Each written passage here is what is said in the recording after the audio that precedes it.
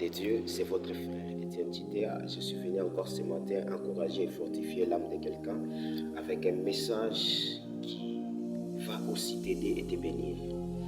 Je suis venu avec un livre, un verset qui va aussi te fortifier et t'encourager ce matin.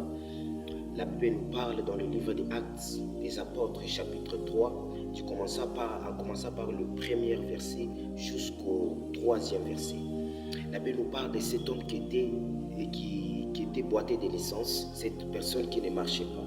Et la Bible me dit, on les prenait et on les déposait à l'entrée du temple. Et c'est là où cet homme était en train de demander le monde. Et ce qui m'importe beaucoup, c'est que cet homme n'a pas voulu qu'on puisse les déposer à côté d'une route, dans le marché au marché là où il y a des gens qui viennent pour payer avec de l'argent. Mais il a préféré qu'on puisse les déposer. Mais il a préféré qu'on puisse les déposer à l'entrée du temple. Pourquoi à l'entrée du temple? Il y avait une loi qui interdisait aux infirmes de ne pas accéder dans l'église. Or, dans l'église, il représentait la présence de Dieu. Mais cette personne il s'est de vive confiance en lui. Il s'est dit, vous n'allez pas me déposer au marché, mais à l'entrée du temple. Parce que cette personne avait confiance en Dieu.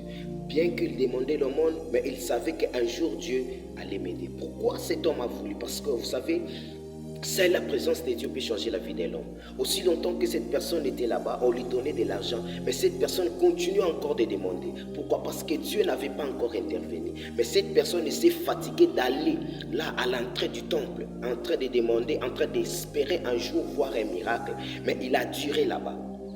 Vous savez, mon bien-aimé, ce matin, je suis venu te dire, tu dois aimer la présence de Dieu. Les miracles est dans la présence de Dieu. La guérison est dans la présence de Dieu. La victoire est dans la présence de Dieu. Rien, tout ce que tu peux chercher, tu vas les retrouver dans la présence de Dieu.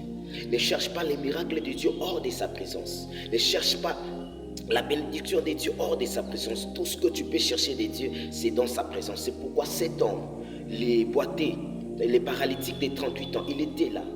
Il n'avait personne pour l'aider. Lorsqu'il a vu Jésus, Jésus lui a demandé, veux-tu être guéri? Cette personne lui a répondu que je n'ai personne pour m'aider. Vous savez, dans la présence de Dieu, tu n'as pas besoin de l'intervention des hommes, mais tu as besoin de l'intervention de Dieu. Dans la présence de Dieu, il n'y a que Dieu qui peut te secourir. C'est pourquoi lorsqu'on est dans la présence de Dieu, il ne faut pas compter sur les hommes, mais compter sur Dieu. C'est ainsi sa parole me dit, maudit soit celui qui se confie dans l'homme. C'est dans la présence de Dieu où tout est possible. C'est dans la présence de Dieu où tout peut changer. C'est pourquoi ce matin, je vais par ce message t'inviter à aimer, à désirer, à demeurer dans la présence de Dieu. Or, c'est dans la présence de Dieu où il y a tout. J'ose croire, la Bible me dit, Pierre et Jean montaient au temple à l'heure de la prière. Ça signifie que Pierre et Jean montaient à chaque fois à l'heure de la prière. Et cette personne, on les croisait, on les passait là-bas. Mais puisque cette personne a été persévérante dans la présence de Dieu, et Dieu a voulu ces jours-là les visiter. Les pierres les passaient, mais ces jours-là, les choses ont changé. Maintenant, les pierres l'ont fixé les regards, pas parce que Pierre a voulu, mais c'est Dieu qui a décidé de visiter cet homme.